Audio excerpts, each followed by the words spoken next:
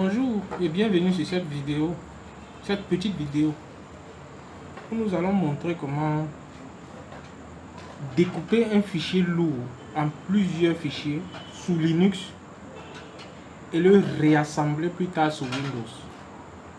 En fait, le but de la vidéo, c'est de montrer comment on peut avoir un fichier lourd sur Internet ou bien sur un serveur Linux qu'on veut télécharger. Du fait qu'il soit trop lourd, on peut le découper en plusieurs petits fichiers, télécharger tous les fichiers et les réassembler sous Windows, sur notre machine cliente, afin d'avoir notre fichier d'origine. Donc nous sommes ici dans un environnement Linux. Sans plus tarder, ce n'est que deux commandes. Une commande sous Windows, une commande sous Linux d'abord pour découper les fichiers, pour découper le fichier en plusieurs petits fichiers. Ensuite, on télécharge tous les fichiers. Ensuite, on tape une commande sous Windows pour réassembler les fichiers qui ont été téléchargés. Donc, ici, nous sommes dans un répertoire sous Linux. Tapons la commande ls pour lister le contenu du répertoire. ls, on a un fichier qui s'appelle linux.iso. Si on fait ls-l, l'option -l veut dire liste longue. On voit les détails du fichier. Ici, c'est les droits sur le fichier.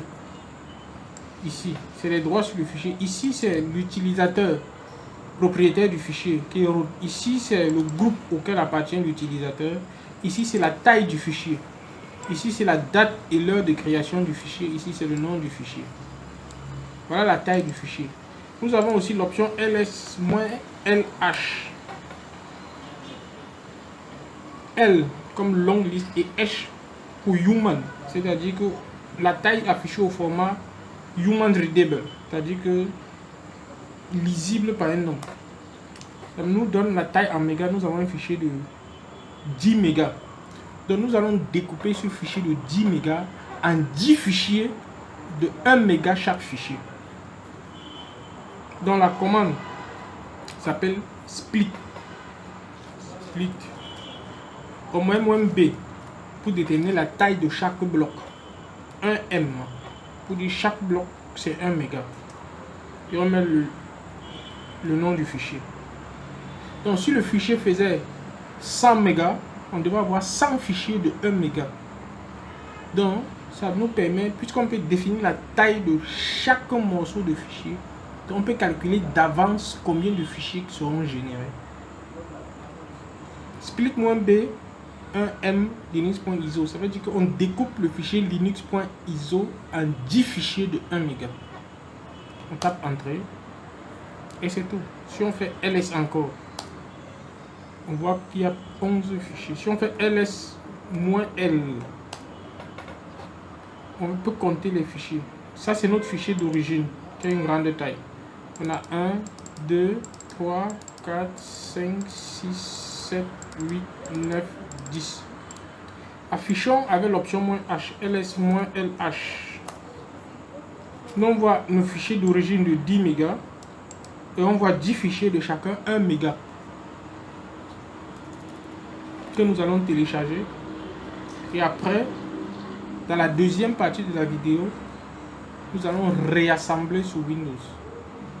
Donc je coupe la vidéo ici et je remets la vidéo lorsqu'on aura téléchargé les 10 fichiers et qu'on les réassemble sous Windows pour avoir notre fichier linux.iso.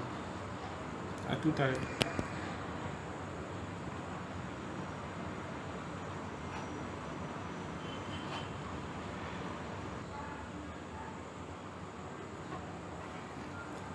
Deuxième partie de la vidéo, le réassemblage. Donc, nous avons les 10 fichiers XAA de A jusqu'à J que nous avons téléchargés sur notre machine Windows. Je vais utiliser un logiciel pour pouvoir télécharger les fichiers du serveur vers mon ordinateur Windows. On peut mettre, ça peut être des fichiers, il y a plusieurs moyens de téléchargement. En bref, revenons sur notre machine Windows. J'ai copié les fichiers dans le répertoire Linux. Donc je viens dans mon C, Linux.